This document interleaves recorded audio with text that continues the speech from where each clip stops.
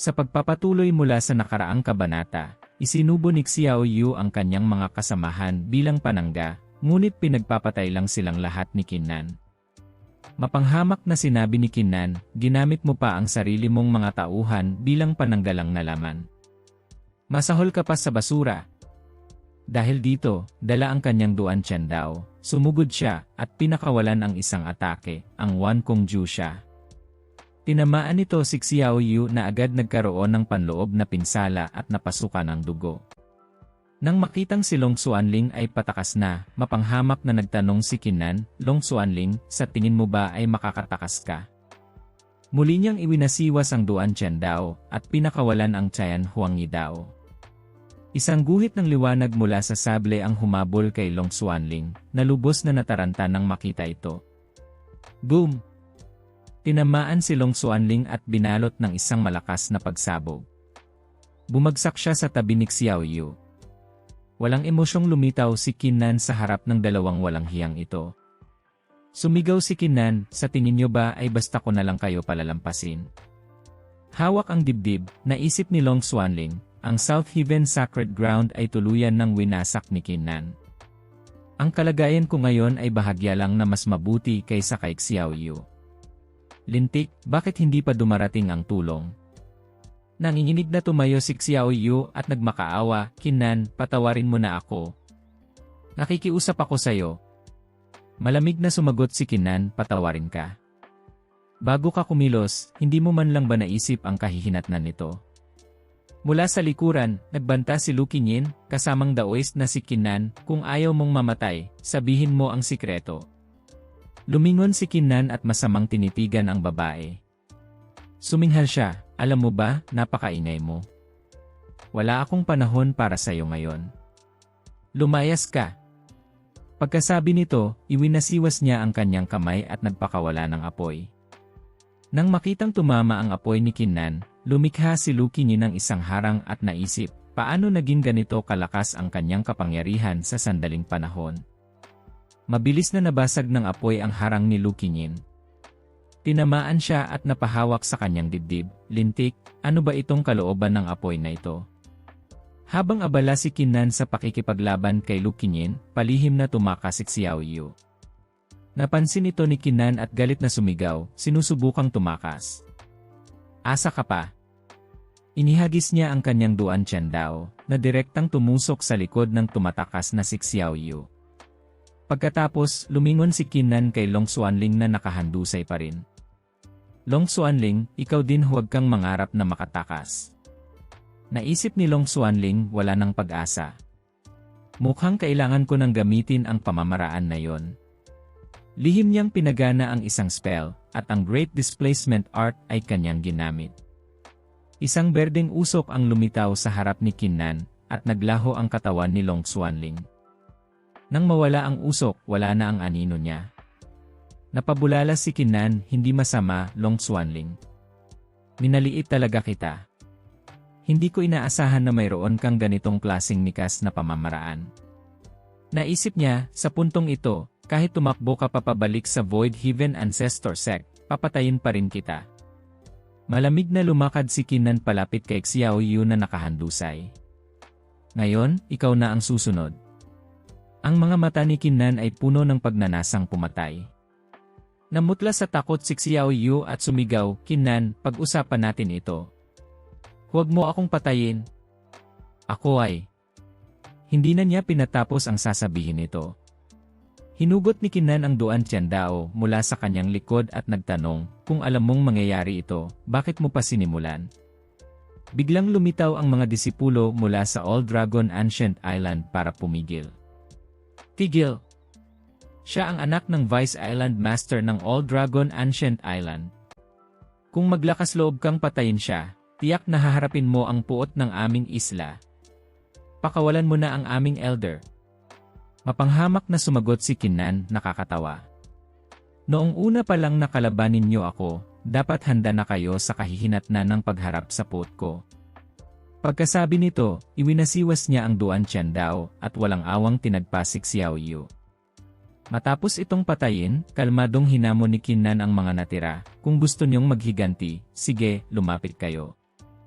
Ang mga disipulo ng All Dragon Ancient Island ay hindi makapagsalita sa galit. Ikaw ay naglakas loob di. Sa kabilang panig, natakot din si Lukinyin. Ang taong ito ay talagang walang kinikilalang batas. Napailing ang 8 Luminaries Demon King. Kiyahe. Sa hinaharap, hindi na ako maglalakas loob na tawagin ang sarili kong isang demonic cultivator sa harap ng batang ito. Lumapit si Monk Yuanji at sinabi, mali ang sinabi mo, kasamang Daoist na si 8 Luminaries. Ang ginagawa ni kasamang Daoist Kinnan ay pag-aalis ng kasamaan para sa mga tao. Ito ay isang gawaing may walang hanggang merito. Paano ito may tuturing na gawain ng demonyo? Pagkasabi nito, nagliwanag siya na parang santo, na halos bumulag sa lahat. Sumigaw ang 8 Luminaries Demon King, nakakasilaw. Linglanlan, bilis, tulungan mo akong ibalik ang aking immortal force. Paanong hahayaan nating si Kinnan lang ang mag-isang nagpapasikat sa ganitong eksena? Masayang sumang-ayon si Linglanlan at sinimulang ibalik ang immortal force ng 8 Luminaries Demon King. CJ. Kinnan, naglakas loob kang patayin si Elder Xiao. Sumugod na ang mga disipulo ng All Dragon Ancient Island. Kailangan naming ipaghiganti si Elder Xiao. Samantala, lumabas si Mingwang mula sa Heaven Mending Cauldron at sinabi, Kinnan, ngayong umabot ka na sa Heavenly Immortal Realm, ang unang layer ng Heaven Mending Cauldron ay nabuksan na. Gamitin mo ang iyong isipan para kontrolin ito at maipapakawala mo ang Wanyang Yiji. Nagulat si Kinnan. Talaga? May ganitong magandang bagay pala. Sumigaw si Kinnan, halika. Agad na lumipad ang Heaven Mending Cauldron patungo sa kanya. Ginamit niya ang kanyang isipan para kumonekta rito, at ipinadala ang kanyang immortal force. Ang makapangyarihang atake na Wanyang Yiji ay bumulwak mula sa cauldron. Nataranta si Lukinyin at naisip, ganoon pala katindi ang Dao artifact na ito. Kasabay nito, iwinasiwas ni Kinnan ang kanyang Duan Chen Dao, gamit ang paraan mula sa Framing the Heavens and Earth, Desolate Scripture. Isang makapangyarihang hiwa ang kanyang pinakawalan, ito ang Zen Dao Daoju. Agad na nasunog at naging abo ang mga sumusugod na disipulo ng All Dragon Ancient Island. Napaanga si Lukinyin sa nakita. Ito ba ang tunay niyang lakas? Matapos masaksihan ang lahat, nagsimulang matakot si Lukinyin. Sa kabilang banda, nagpasya ang mga natitirang disipulo ng All Dragon Ancient Island na gamitin ang kanilang huling alas, ang Heavenly Grain Immortal Tree. Ang sinaunang puno ay mabilis na lumaki at lumitaw sa tabi ng mga disipulo ng All Dragon Ancient Island. Sinabi nila sa isa't isa, magtiis tayo. Ang tulong mula sa Jusheng Sect, Luan Flame Tribe, Wengu Tribe, at Wu Clan ay paparating na. Sa kabilang banda, nagpakawala muli si Kinnan ng isa pang atake, ang Wanyang Yiji. Isang napakalakas na liwanag ng espada ang sumabog, ngunit ginamit na ng mga kalaban ang tree boundary. Agad na sinipsip ng hugis bulaklak na pattern sa puno ang Wanyang Yiji. Nang makita ito ng 8 Luminaries Demon King, nagtaka siya, anong klaseng puno yan? Nang makita ito ni Kinnan, mabilis niyang ginamit ang kanyang Aye Technique, ang Battle God's Immortal Aye. Sinuri ng kanyang mata ang puno mula itaas hanggang ibaba, hindi pinalampas ang anumang bahagi. Bulong ni Kinnan, nahanap ko na. Narito ang kahinaan. Dahil dito, nagpakawala siya ng isa pang Wanyang Yiji, ngunit muli itong sinipsip ng bulaklak. Mayabang na sinabi ng mga disipulo ng All Dragon Ancient Island, walang silbi yan, Kinnan. Kahit gaano pa pambihira ang Dao artifact mo, hindi nito masasaktan ang Heavenly Grain Immortal Tree. Pagkatapos, sabay-sabay silang gumawa ng hand seal at sumigaw, gapusin. Ang mga ugat mula sa ilalim ng lupa ay mabilis na pumalibot kay Kinnan at sa Heaven Mending Cauldron. Mabilis na lumipad si Kinnan papalayo at naiwasan ang mga ugat, ngunit ang Heaven Mending Cauldron ay nahuli at mahigpit na ginapos ng mga ito. Nasa gilid si Tu Shenliang na napabuntong hininga, ano ba naman yan, nagkamali ba ako ng akala? Sinamantala ng mga taga All Dragon Ancient Island ang pagkakataon para habulin si Kinnan. Mamatay ka na, Kinnan. Hindi man lang umiwas si Kinnan sa mga ataking kidlat na pinakawalan nila.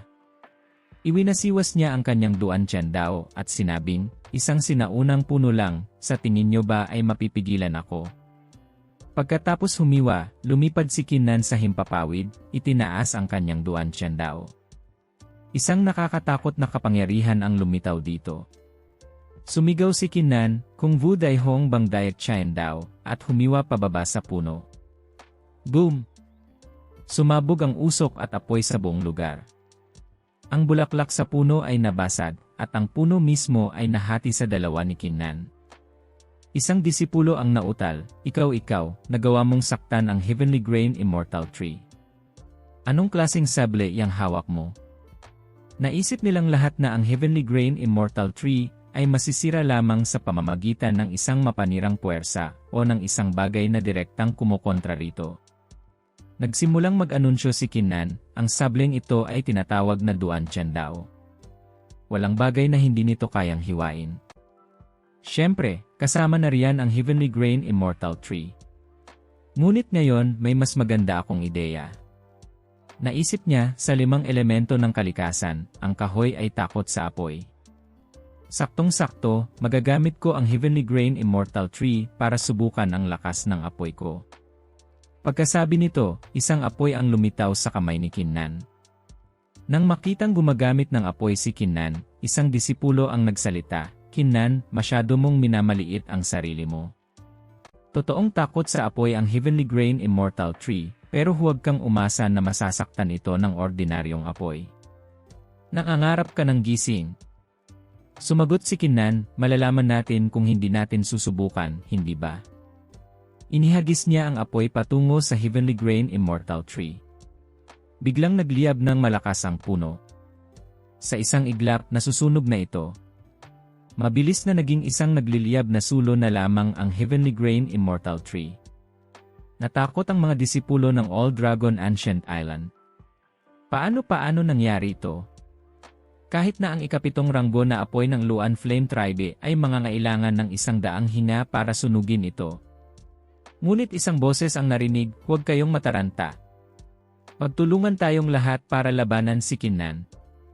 Dahil dito, sabay-sabay silang sumugod. Naghihintay na ang 8 Luminaries Demon King. Akala nyo ba ay hindi ako nag-exist? Ang tambalang 8 Luminaries Demon King at Monk Yuanji ay sabay na umatake. Si Monk Yuanji ang tagabulag, habang ang 8 Luminaries Demon King ang tagahampas. Naiinis na sinabi ni Kinnan, ngayong wala na ang proteksyon ng Heavenly Grain Immortal Tree, paano ninyo haharapin ang atake ng aking Heaven Mending Cauldron? Muling ginamit ni Kinnan ang Heaven Mending Cauldron para sa isa pang Wanyang Ijay. Namutla sa takot ang mga disipulo ng Luan Flame Tribe. Pagkatapos, sila at ang kanilang mga puno ay tinangay ng Wanyang Ijay. Mabilis na natalo ang mga taga-All Dragon Ancient Island. Ang mga nakaligtas ay gumapang habang hawak ang kanilang mga dibdib, takbo na tayo. Ngunit hinarangan na sila ni Kinnan. Ngayon nyo pa gustong tumakas. Huli na ang lahat. Muli niyang iwinasiwas ang kanyang kamay, at ang apoy niya ay mabilis na ginawang mga inihaw na isda ang mga natitirang disipulo. Lalong natakot si Lu Qingyin. Ito ba ang tunay na lakas ng number 1 immortal? Habang tulala pa siya, hinila siya ni Lu Xiaoming at nagtanong, Ate, tayo kailangan na ba nating tumakbo? Sumagot si Lu Qingyin, sa ngayon, hindi pa kailangan. Dumating na ang tulong. Pagkasabi niya nito, isang grupo ng mga tao ang lumitaw at sinabi, Kinnan, sumuko ka na. Ibigay mo lahat ng kayamanan mo at hahayaan ka naming mabuhay. Tiningnan ni Lu Qingyin ang grupo at bahagyang nadismaya. Dalawa lang ang may lakas na Peak Heavenly Immortal. Karamihan ay nasa ikalawa o ikatlong antas lang ng Heavenly Immortal, at mayroon pang ang Peak Earth Immortal. Nang makita si Kinnan, sinabi ng mga bagong dating, hindi ito maganda. Sa ganitong grupo lang, mukhang hindi natin siya kayang talunin. Nagtanong si Lu Xiaoming kay Lu Qingyin, Ate, anong gagawin natin? Sumagot si Lu Qingyin, huwag muna tayong kumilos. Magmasid muna tayo. Isang lalaki ang tumakbo papalapit sa mga bagong dating at sumigaw, tumakas na kayo. Hindi niyo kalaban si Kinnan. Ipaalam niyo na sa mga pinuno ng inyong paksyon na kumilos. Ngunit mayabang na sumagot ang mga bagong dating, paano mangyayari yon? Huwag kang magbiro. Natuwa si Kinnan at sinabing, si Long Xuanling ay nagbigay talaga sa akin ng isang malaking regalo. Halikayo lang. Kung ilan man ang dumating ngayon, ganoon din karami ang papatayin ko. Pagkasabi nito, iwinasiwas ni Kinnan ang kanyang kamay at nagpakawala ng isang Wanyang EJ. Boom! Ang buong grupo ay tinangay ng atake ni Kinnan. Isang miyembro ng Luan Flame Tribe na maswerte na intindihan ay sumigaw, kaya pala takot sa iyo ang mga taga Old Dragon Ancient Island. Pero hindi sila maikukumpara sa amin. Ngayon, ipapakita ko sa iyo ang kapangyarihan ng aming Luan Flame Tribe. Pagkasabi nito, naglabas siya ng isang Satholen. Handa na si Kinnan at nagpakawala ng isa pang Wanyang EJ. Isang nakakatakot na puwersa ang sumugod patungo sa halimaw na apoy ng miyembro ng Luan Flame Tribe. Agad na nagbanggaan at sumabog ang dalawang puwersa. Sa sandaling iyon, dumating ang dalawa pang miyembro ng Luan Flame Tribe para tumulong. Nang makita ang sitwasyon, natuwa ang mga kalaban, dumating na ang pagkakataon. Naisip nila, hindi ko inaasahan na ganito kalakas ang mga kasamahan natin. Ang lakas ni Kinnan ay tiyak na nabawasan na. Baka nga maipaghiganti na natin ang ating kahihiyan. Kalmadong sinabi ni Kinnan, ang lakas ng Luan Flame Tribe ay talagang kahanga-hanga. Saktong-sakto, masusubukan ko kung aling lakas ang mas malakas, ang sa inyo o ang sa akin. Nagpakawala si Kinnan ng isang atake, Ho Dao Tian Diem Chien Dao Chai Quyen. Isang nakakatakot na suntok ang mabilis na tumama. Desperadong nagpakawala pa ng ilang halimaw na apoy ang mga miyembro ng Luan Flame Tribe. Isang malakas na pagsabog muli ang umalingaw-ngaw, at ang mga halimaw na apoy nila ay ganap na nawasak. Nang makita ito, nanatiling matigas ang ulo ng kanilang pinuno. Kinnan, inaamin kong napakalakas ng apoy mo, ngunit imposible mong mawasak ang aking Satholen. Ngunit sa sandaling iyon, umalingaw-ngaw ang tunog ng pagkabiyak mula sa kanyang Satholen. Nang makitang durog na ito, nagulat ang pinuno. Paano nangyari ito? Ngunit ang mga natitirang halimaw na apoy niya ay buhay pa rin. Nang makita ni Kinnan na matitigas pa rin ang kanilang ulo, nagpakawala siya ng isang atake, Fandiet Bathong. Hindi mabilang na puwersa mula sa lahat ng direksyon ang sumugod sa tatlong miyembro ng Luan Flame Tribe. Nang makita ito, sumigaw ang isa sa kanila sa takot, hindi maganda. Takbo! Habang tumatakas, sinabi nila, lintik. Ang apoy ni Kinnan ay kayang durugin ang apoy natin. Habang tumatakas, naisip ng kanilang pinuno, ang lakas ko ngayon ay wala pa sigurong 30% ng dati. Iwinasiwas ni Kinnan ang kanyang Duan Chen Dao at humiwa, kung tatakas ka lang, mag-iwan ka ng maraming butas sa iyong depensa. Nagpakawala si Kinnan ng Chayan Hongi Dao.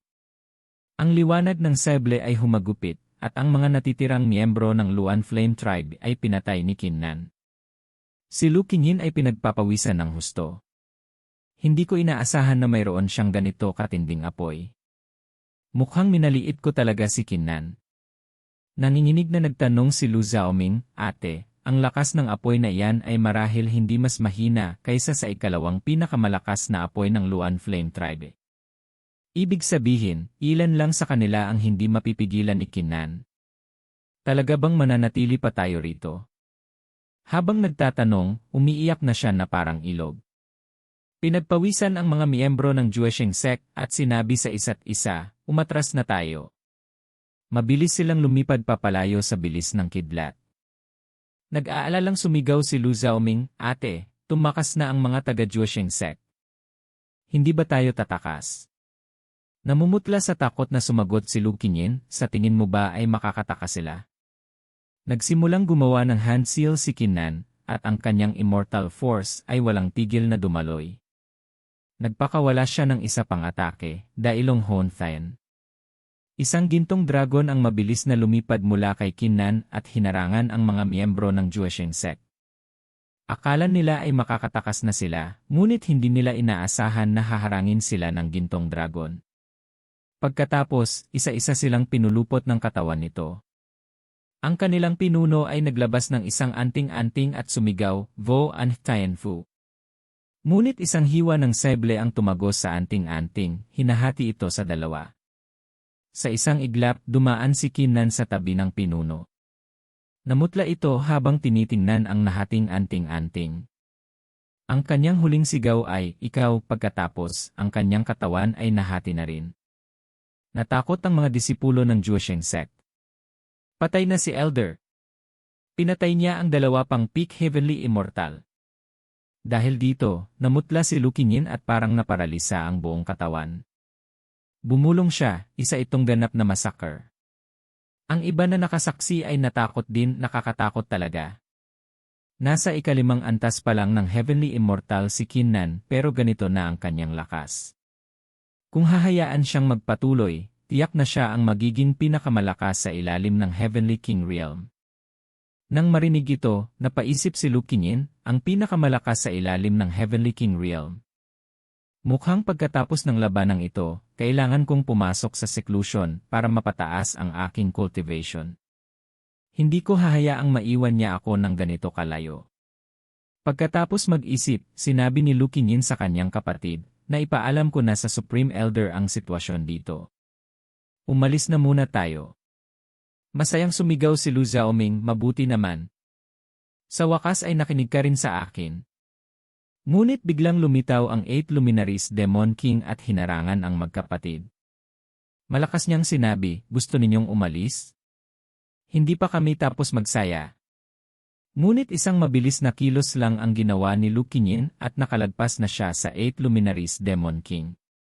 Napabuntong hininga ang Demon King, ang babaeng ito, binaliwala lang ako. Ngunit sa sandaling iyon, ang Duan Tiandao ni Kinnan ay sumugod at humarang sa daraanan ni Lu Qingyin. Natuwa ang 8 luminaries Demon King. Bata, tamang-tama ang dating mo.